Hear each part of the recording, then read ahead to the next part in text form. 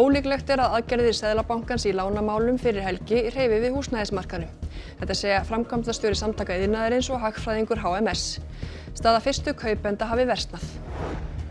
Skotæfingasvæðið á Álfsnesi hefur verið lokað eftir kvartanir nágranna. Skothvellirnir voru eins og á gamlárskvöld, segir hljóðverkfræðingur. Formaður skotveiðifélagsins segir það þurfa eitthvert stað til að æfa sig. Umfangsmikil rannsókn á högum flóttabarna og ungmenna sem komu hingað í boði stjórnvalda gæti orðið grunnur að nýrri stefnu en einnig nýst öðrum ríkjum. Þetta segir prófessor í Mið-Austurlandafræðum sem er einn rannsakenda. Nýtt risastórt þjóðminja- og forngripasafn Egyptalands sem hefur verið í 20 ár í byggingu hefur loksins verið opnað. Stjórnvöld vona að safnið laði að milljónir ferðamanna á ári hverju.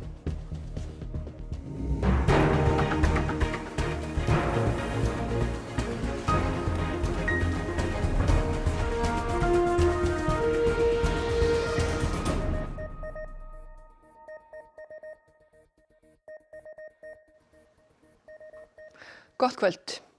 Við hefjum fréttatímann í kvöld á umfjöllun húsnæðismarkaðinn. Staða tekjulægri og fyrstu kaupenda á húsnæðismarkaði hefur sérstaklega versnað að mati sérfræðinga Seðlabanka og Húsnæðis- og mannvirkjastofnunar. Bankarnir hafa gert hlé á veitingu verðtryggðra lána eftir nýlegan hæstaréttardóm lánaskilmála á Íslandsbanka. Lánakjör þeirra hafa versnað umfram lánakjör annarra kaupenda. Það er bæði þessi óvissa með verðtryggðu lánin með breytilegu vextina sem setur stöðu þeirra í verra samhengi og svo er það líka þessir háu vextir og þetta greiðslubyrjar hlutfall sem kemur mest niður á tekjulágum og fyrstu kaupendum. Við höfum þungar áhyggjur á stöðuna á húsnæðismarkaði. Síðasta áfallið er dómur Hæstaréttar þar sem í kjölfarið hefur verið dregið mjög úr húsnæðislánum, þannig að í rauninni bætir það bara gráan og svart. Til að bregðast við stöðunni á fasteignamarkaði kynnti Seðlabankinn aðgerðir síðdegis á föstudag. Stærstu breytingarnar eru að nú mega bankar lána fyrstu kaupendum fyrir 90% af kaupverði í stað 85% áður. Hlutfallið helst óbreytt í 80% fyrir aðra. Banki breytir ekki reglum það hversu mikil greiðslubyrði lána má vera sem hlutfall af ráðstöfunartekjum, en það er almennt 35% og 40% hjá fyrstu kaupendum. Heimildir bankanna til að veita undanþágur frá þessu eru þó rýmkaðar. Þeir mega nú veita undanþágur á 10% lána sinna á hverjum ársfjórðungi í stað 5%. Markmið Seðlabankans er að gefa bönkum aukið svigrúm í óvissunni sem uppi er. Þessi áhrif sem þessi yfirlýsing geti haft, við höldum að þau verði frekar lítil, en þetta sendir samt ákveðin skilaboð inn í bankakerfið að Seðlabankinn sé að fylgjast með stöðu fyrstu kaupenda og tekjulágra og hafi áhyggjur af henni og við deilum þeim áhyggjum með HMS. Hvað hefðu þið viljað sjá? Aðalmálið er að vextir eru of háir hér og skilyrði greiðslubyrði eru mjög þröng. Þannig að ég held að vaxtalækkun sé eitthvað sem mun gagnast fyrstu kaupendum fyrst og fremst.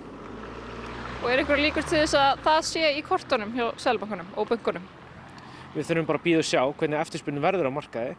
Ef að eftirspurn dregst mikið saman og verðþrýstingur minnkar eða verð lækkar, þá ber Seðlabankanum að tryggja bæði fjármálastöðugleika og verðstöðugleika og þar á hann því að bregðast við með annarkvort lægri vöxtum eða einhverju annarri slakari peningastefnu. Seðlabankastjóri gaf ekki kost á viðtali í dag, en framkvæmdastjóri Samtaka iðnaðarins er ekki bjartsýnn á að aðgerðir bankans hafi áhrif. Það er jákvætt að sjá Seðlabankann horfa á lánþegaskilyrðin og við lítum á það sem svona ákveðna viðurkenningu á vandanum. En það er bara nær útilokað að þessar aðgerðir einar og sér hreyfi eitthvað við markaðnum eða hafa einhver áhrif. Vegna þess að þetta er mjög lítill hluti af markaðnum. Þessi heimild hefur ekki verið fullnýtt hingað til, þannig að þó að mörkin séu rýmkuð þá er vandséð að sjá að það muni hafa einhver áhrif. Og vísar Sigurður þá í að undanþágu heimild til lána hækki upp í 10%. Það sem að Seðlabankinn þarf í raun að gera er að horfa á greiðslumatið og þau skilyrði sem eru þar. Það er fullt af fólki sem einfaldlega kemst ekki inn á markaðinn vegna þessara skilyrða. Velkomin Daði Már. Þessi viðmælendur sem við sáum þarna áðan og fleiri helgina hafa viðrað áhyggjur af því að aðgerðir Seðlabankans fyrir helgi, það svona dugi ekki alveg til að hafa slá á óvissuna sem ríkir í þessum málaflokki. Hefur þið viljað sjá að Seðlabankinn tæki stærri skref? Ég myndi nú fyrst segja að við fögnum því mjög að Seðlabankinn hafi vikið frá svona reglubundum fundum fjármálastöðugleikanefndar, stigið þarna fram og sýnt að hann með glöggt auga á markaðnum og það út af fyrir sig mjög skýrt svona merki það að bankinn fylgist grannt með stöðunni. Ég held við ættum ekki að líta á þetta sem eina skrefið. Ég held að hins vegar það sé eðlilegt að bankinn bíði og sjái hverju fleytir fram. Það skapast auðvitað gríðarleg óvissa í kjölfar dóms Hæstaréttarins voru 4 dómar eftir. Það mikið óvissu ástand á markaðnum, að ræða stórar upphæðir og það ekkert óeðlilegt að lánastofnanir fari sér aðeins hægt við held ég, þó að þetta sé auðvitað mjög brýnt og ég tek undir með formanni Samtaka iðnaðarins að það mjög brýnt að sé brugðist við, þá þurfum við aðeins að leyfa ríkinu að setjast. Þetta var tilkynnt eftir lokun markað á föstudag. Næsta vika verður mjög áhugaverð, við fylgjumst náið með. Einmitt. Þið í ríkisstjórninni kynntu auðvitað aðgerðapakka í húsnæðismálum í vikunni, það sem meðal annars á að bregðast til þessu. En þú segir að þetta taki allt sinn tíma og annað slíkt, en það flestir nú sammála að hver dagur í svona óvissu ástandi skapar þessa óróu á markaðnum. Ég meina, þessu aðgerðir sem þið boðuðu, telur að þær séu nægjanlegar eða eru þið komið með fleira í farvatninu? Já, nú hafa náttúrulega þessar aðgerðir Seðlabankans komið ofan í þær aðgerðir og ég held kannski að til skamstíma litið þá var mikilvægast aðgerðin okkar að við höfum verið að þróa viðmið sem hægt að nota fyrir breytilega verðtryggða vexti sem að hefur verið tekið mjög vel og markaðsaðilar hafa lýst miklum áhuga á því að nýta það. Það eru þau lán sem kannski skipta mestu máli fyrir fyrstu kaupendur. Þau verða birt í fyrsta skipti í næstu viku. Þá munum við aftur sjá hvaða áhrif það hefur. En svo ég endurtaki það sem ég sagði áðan, það sem Seðlabankinn sýndi á föstudaginn var að hann að fylgjast náið með og að grípa til aðgerða. Ég skil varfærnans en ég tek á sama tíma undir með samtökum iðnaðarins að þessari óvissu þarf að eyða. Skilur greiðslubyrðunar eitthvað sem hefur verið rætt hvort það þurfa að rýmka? Já, það eru auðvitað ákvörðun Seðlabankans og það eru auðvitað sérfræðingar sem sitja í fjármálastöðugleikanefnd sem að leggja mat á það hvaða skref þarf að taka. Aftur, hér mjög stóran og á margan hátt viðkvæman markað að ræða. Mér finnst ekki óeðlilegt að það séu stigin svona varfærnisleg skref. Það mikilvægt að markaðurinn finni þarna lausn. Já.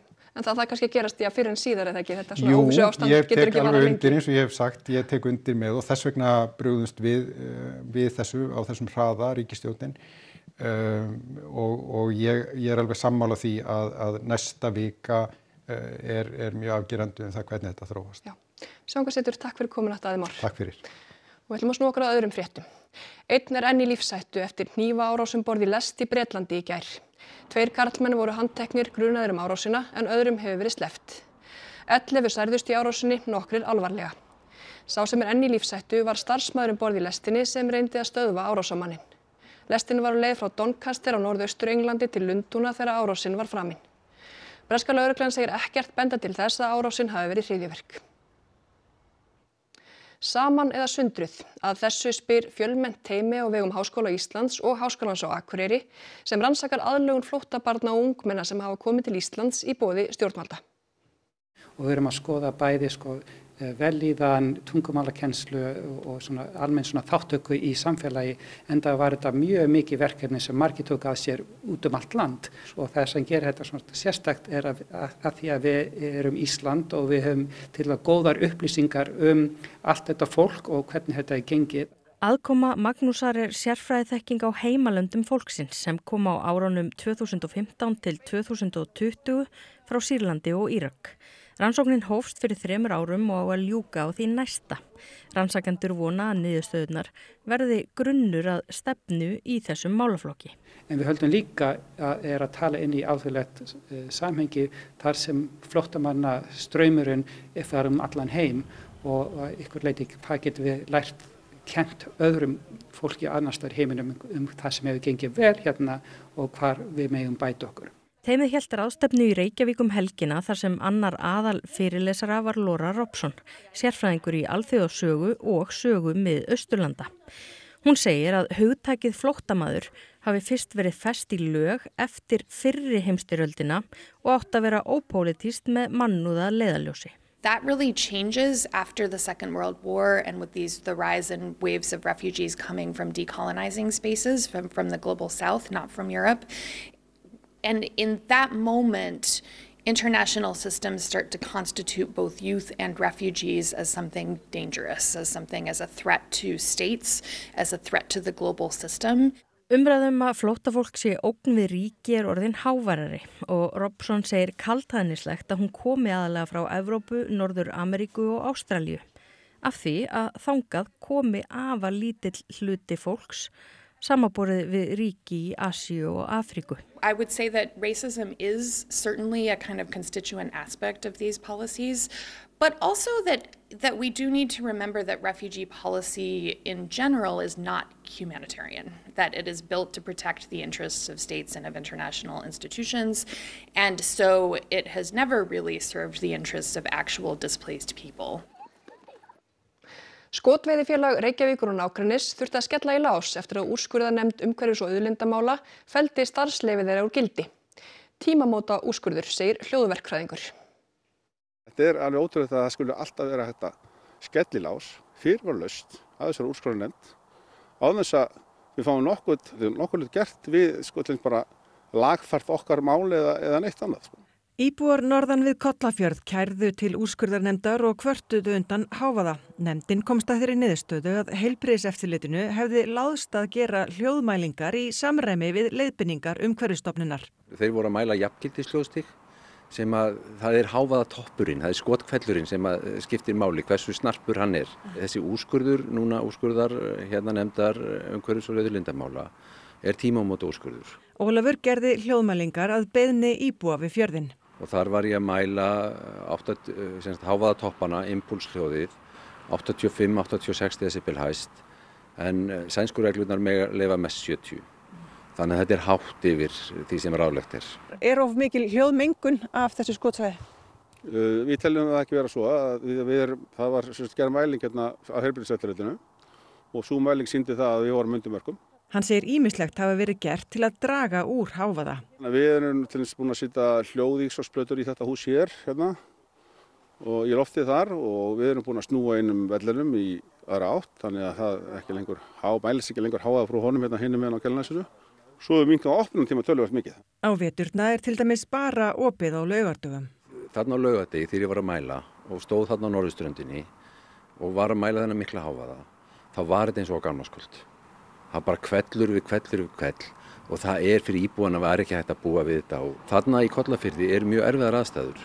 Vatnsflöturinn í Kollafirði er glerharður gagnvart hljóði og Esjan bergmálar skotkvellunum. Þannig að þetta er mjög vondur staður fyrir skotsvæði. Við ætlum ekki að gefast upp. Við erum að fund með heilbrigðiseftirlitinu núna 10. nóvember og ætlum að ræða þá og ætlum að reyna að halda bara áfram og við myndum þá að reyna að lagfæra okkar mál ef það starf. Þurfum að hafa æfingasvæði eins og flest allir aðrir sem stunda íþróttir. Eldfimar umræður spruttu nýverið í netheimum kynfræðslu fyrir fermingabörn á Akureyri. Foreldrar ungmenna virðast þó almennt ekki hafa áhyggjur af því að farið sé yfir velsæmismörk barna þeirra í kynfræðslu, hvort heldur í skóla eða kirkju. Upphrópanir á borð við siðrof, úrkynjun og guðlast var meðal þess sem átti finna í athugasemdakerfum samfélagsmiðla eftir fræðslu sem fermingabörnum og foreldrum þeirra var boðið til nýverið hérna í Glerárkirkju.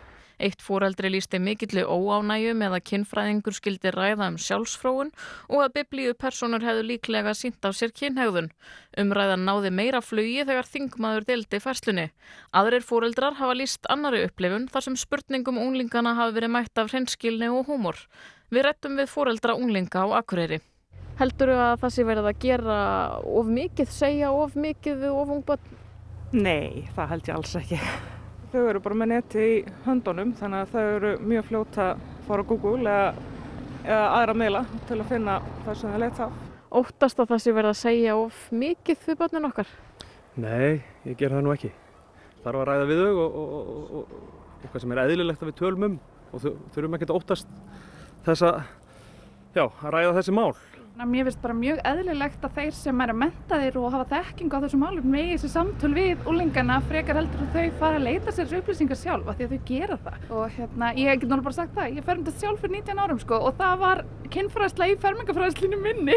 Þess vegna var ég svo hissa að það hefði valdið einhverju umræðu í raunina því að mér finnst þetta bara svo eðlilegt. Fréttastofa ræddi við fjölda annarra sem afþökkuðu viðtöl en sögðust flestir á sama máli. Sigríður Dögg Arnardóttir, betur þekkt sem Sigga Dögg, kynfræðingur, stóð að fræðslunni. Hún segir að athugasemdir á samfélagsmiðlum gefi mjög skakka mynd af stöðunni. Fólk vill bara góða og aðgengilega þekkingu og þess vegna skiptir þetta svo miklu máli að koma inn í skólan og segja, herðu, ég er fræðingur á mínu sviði, ég veit hvað ég er að tala um. Það skapar svo mikið traust og það er bara það sem unglingarnir eru að leitast eftir. Þau vilja bara svör. Við þá sem óttast kynfræðslu eftir lestur athugasemda segir Sigga Dögg komið með börnunum og kynnið ykkur málin. Komdu bara og sjáðu fræðsluna, sjáðu glærurnar, sett þetta í samhengi fyrir þig og þitt líf og það er bara án undantekninga. Þá kemur alltaf þetta, já auðvitað, ok, ég hef verið til í þetta. Stórt og mikið þjóðminjasafn sem tók 20 ára að byggja hefur nú loksins verið opnað í Egyptalandi. Þetta er nýr kafli í sögu okkar fornu þjóðar, segir forsetinn. Stjórnvöld vona að safnið blási lífi í ferðamannaiðnaðinn.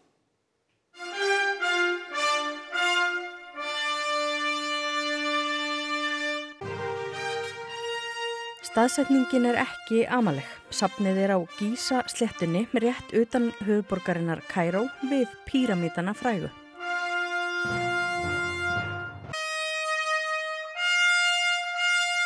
Það var mikið lagt í opnunarathöfnina í gær á meðal gesta voru fyrirmenni og þjóðhöfðingjar. نكتب فصلا جديدا من تاريخ الحاضر والمستقبل. في قضية هذا الوطن العريق فهذا أكبر متحف في العالم مخصص لحضارة واحدة. Saga Egyptaland spannar þúsundir ára og gætir því ýmissa dýrgripa á safninu. Eins og formuna úr grafhýsi Tutankhamons sem fannst óhreyft 1922.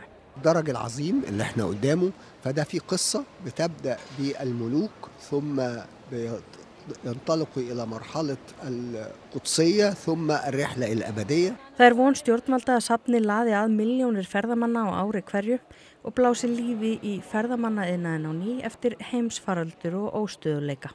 حاجة مبهرة يعني أول ما بتخشي بتحس إن حاجة عظيمة كبيرة مبهرة especially قبل أول حاجة رمسيس الثاني. Yeah, this is the new way of presenting. It's such a huge building with a lot of light and all the objects are masterpieces. Og þá að veðri. Áfram norðaustan átt á morgun, gola eða kaldi en allhvasst á Vestfjörðum. Skúrir eða slydduél á Annesjum fyrir norðan, en lengst af bjart og úrkomi lítið sunnan heiða. Hiti verður 1 til 8 stig, mildast sunnan til á landinu. Nánar veðrið að loknum íþróttafréttum. Íslenska karlalandsliði í handbolta mætti Þýskalandi í síðari vináttuleik liðanna ytra í dag. Ísland hafði harmað hefna eftir fyrri leikinn. Mikil dramatík var í oddaleik MLB-deildarinnar í hafnabolta í nótt, framlengja þurfti í tvígang til að ná fram sigurvegara. Og við hittum Leo Speit sem er eitt fremsti taekwondo-maður landsins. Hann hefur náð góðum úrslitum á stórmótum erlendis og stefnir ótrauður á Ólympíuleikana. Missið ekki af íþróttum hér eftir andartak. Og þá skulum við fara yfir það sem var helst í þessum fréttatíma. Ólíklegt er að aðgerðir Seðlabankans í lánamálum fyrir helgi hreyfi við húsnæðismarkaðnum. Þetta segja framkvæmdastjóri Samtaka iðnaðarins og hagfræðingur HMS. Fjármálaráðherra skilur að Seðlabankinn taki varfærin skref. Skotæfingasvæðið á Álfsnesi hefur verið lokað eftir kvartanir nágranna. Skothvellirnir voru eins og á gamlárskvöld, segir hljóðverkfræðingur. Formaður skotveiðifélagsins segir þá þurfa eitthvað stað til að æfa sig. Umfangsmikil rannsókn á högum flóttabarna og ungmenna sem komu hingað í boði stjórnvalda gæti orðið grunnur að nýrri stefnu, en einnig nýst öðrum ríkjum. Þetta segir prófessor í Mið-Austurlandafræðum sem er einn rannsakenda. Nýtt risastórt þjóðminja- og forngripasafn Egyptaland sem hefur verið 20 ár í byggingu hefur loksins verið opnað. Stjórnvöld vona að safnið laði að milljónir ferðamanna á ári hverju. Það var þetta upptalið hjá okkur þetta sunnudagskvöldið. Það var friðsælt og fallegt við tjörnina í Reykjavík í gær þegar Bragi Valgeirsson átti leiðu með myndavélina og festi á filmu fugla og velunara þeirra. Takk fyrir samfylgdina á öllum okkar miðlum helgina, verið sæl og njótið kvöldsins.